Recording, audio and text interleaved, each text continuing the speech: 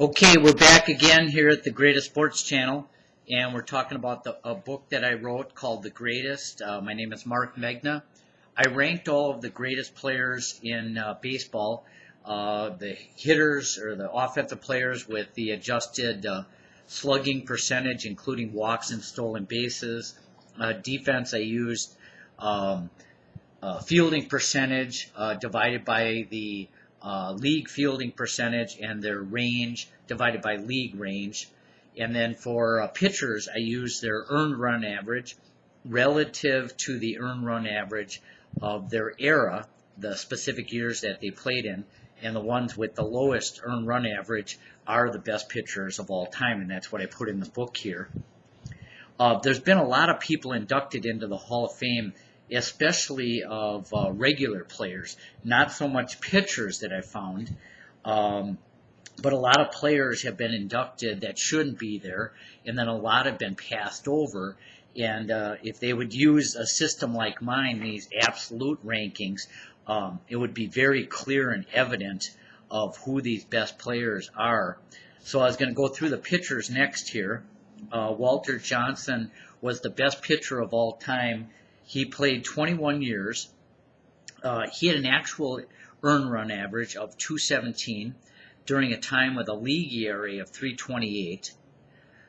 So he had the lowest absolute ERA in the history of baseball, which was 235. This absolute ranking system makes it so as if they all played in the same era. So of starting pitchers, Walter Johnson had the lowest ERA. He was 19-13 average, 163 strikeouts, 63 walks, and 5 average shutouts. The second best pitcher of all time was Grover Alexander, played 20 years.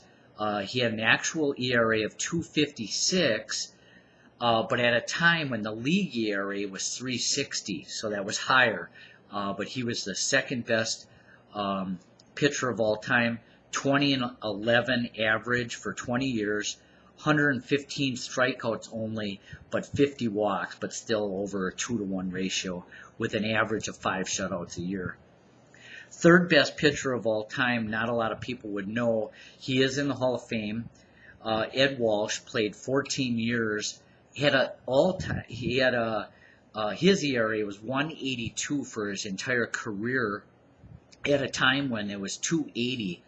At that time, ERAs were very low, so he was the third best pitcher of all time. And this is similar to how when we talked about the hitters, like in the 60s, the ERAs were low and the batting average was only average of 248. So this relative ranking system is the only way that you could really come up with a objective analysis of who these best players are.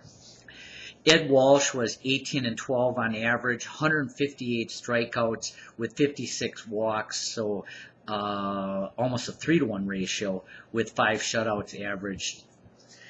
Clemens is next. Roger Clemens played 24 years. He had an average ERA of 313, but at a time of the enhanced vitamin era, when the league average was 424, his win-loss was 17-9 average for 24 years. Really amazing. He pitched that long. He'll probably never get in the Hall of Fame. And listen to this, 224 strikeouts with only 76 walks a year. So over a 3-to-1 ratio. Only averaged 2 shutouts a year. Interesting. Greg Maddux was the fifth best pitcher of all time. Played 23 years. Had like 17 or 18 gold gloves. He had a 3.16 ERA. Again, you would think that's higher, but he played in the 90s and 2000 when the stats were all higher. So the league ERA average was 4.28. So he's the fifth best pitcher of all time. 16-10 average win-loss. 154 strikeouts and only 46 walks a year, so a 3-to-1 ratio. Just incredible pitcher.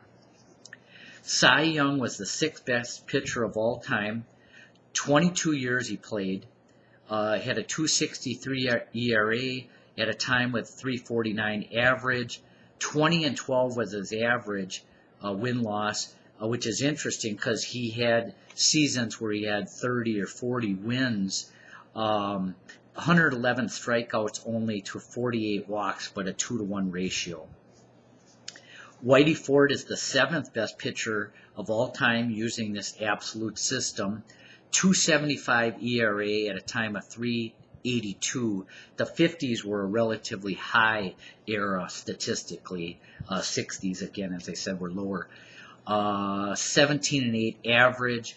142 strikeouts with 79 walks, so less than a 2-to-1 ratio.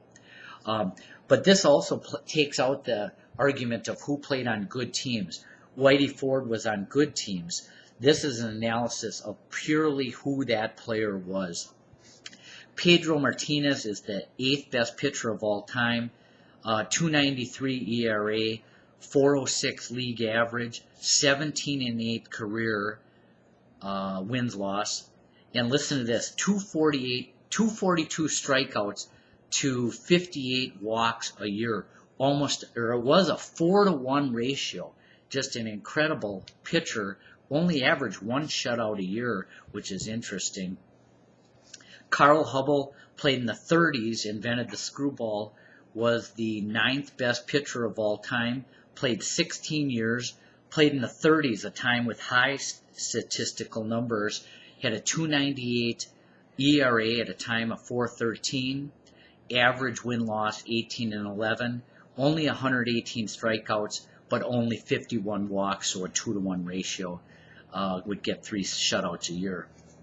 Christy Mathewson is the 10th best pitcher of all time, 17 seasons, had an all-time 2.13 ERA, but at a time when it was low, 2.95 league average, 21-11, 143 strikeouts and 49 walks, so almost a 3-to-1 ratio with 5 shutouts a year. The 11th best pitcher is Smokey Joe Wood. People would know him. He is not in the Hall of Fame, should be. Played 14 seasons, had an actual ERA of 2.03 at a time with 2.95, was 21-10 win-loss, so very similar to Christy Mathewson. And these are better, 176 strikeouts, 75 walks. So he was a little bit better strikeout to walk ratio, I believe. It looks like over 2-to-1 with 5 shutouts a year, and this guy is not in the Hall of Fame. When writing the book, I came across many people that shouldn't be in the Hall of Fame and many that have been passed over. So that's just been the most amazing thing about this book.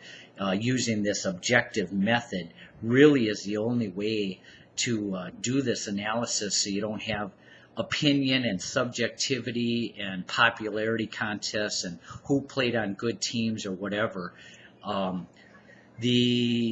Let's see, 5, 7, 10, 12th best player of all time is Lefty Grove, a left-hander, played 17 seasons. 1 year was 31-4.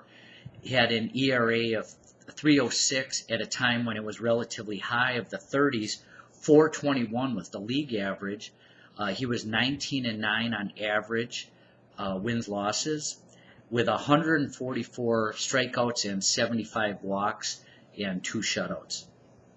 Randy Johnson played 22 years, big left-hander, 6'10", 3.29 ERA, but played in the 90s and 2000 with high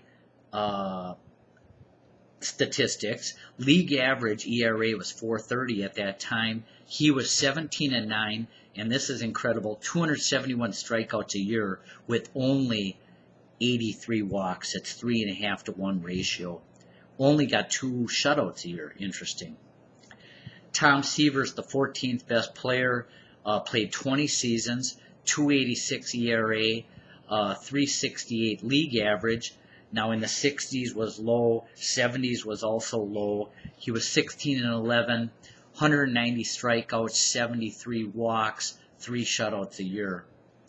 Rube Waddle in the Hall of Fame, played 13 seasons, left-hander, 2.16 actual ERA at a time of 3.07, 18-13 win-loss, 211 strikeouts to 73 walks and 5 shutouts averaged. Dizzy Dean is, 16th best of all time. Only played 12 seasons, so this is interesting. You don't have to have a long career necessarily to get into the Hall of Fame. They do skew towards players that have played longer. But given that they've given some players or inducted some with low number of years, it opens the door to many other players.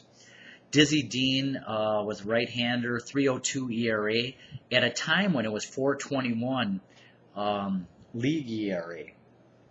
Average 19-10, wins, losses, 145 strikeouts and 56 walks and 3 shutouts. Warren Spahn was the 17th best player of all time, left-hander, 3.09 ERA at a time of 3.86. The 50s were a high statistical era, 17-12 win-loss average for 21 seasons, 124 strikeouts only, and 70 walks, so less than a 2-to-1 strikeout to walk ratio.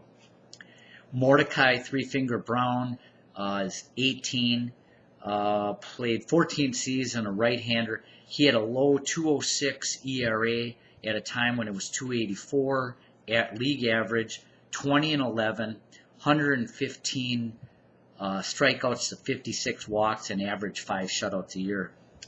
Addie Joss is in the Hall of Fame, only played 9 seasons, was a right-hander, had an actual ERA of 1.89 at a time when it was 2.73 league average, was 20-12, 115 strikeouts, 45 walks, and averaged 6 shutouts a year. So he did get in, only playing 9 years. Sandy Koufax is next at 12, 14, 16, 18, 19, 20th best of all time. Only played 12 years again, and really only had 4 or 5 dominating seasons, so this is just really interesting. Left-hander, 2.76 ERA, again when this was down in the 60s, 3.79 league average. He was 16-8 on average for his career, 229 strikeouts to 78 walks, so almost 3-to-1 ratio with 4 shutouts average. Nolan Ryan next at 21, 3.19 ERA, but played these 27 years, 3.75 was the league average, averaged 14-13 for his career, played on marginal teams, 246 strikeouts, 120 walks, but it was 2-to-1 ratio with 3 shutouts on average per year. At 21 or 2 here, 22, Kevin Brown, not in the Hall of Fame. This is absolutely amazing. Played 19 years, right-hander, 3.28 actual ERA at a time when ERAs were high, 4.25, the enhanced vitamin era. He was 15-10 on average for 19 seasons, 169 strikeouts to 64 walks. Absolutely should be in the Hall of Fame. I'll send a copy of the book to him, and it's just crazy that he's not in. 23rd, Monty Ward is in the Hall of Fame, 17 seasons, 2.10 ERA at a time of 2.72 league average, 20-13, 113 walks, and 113 strikeouts, 31 walks. So a better than 4-to-1 ratio was Monty Ward. And we'll stop here and then continue on with another video later.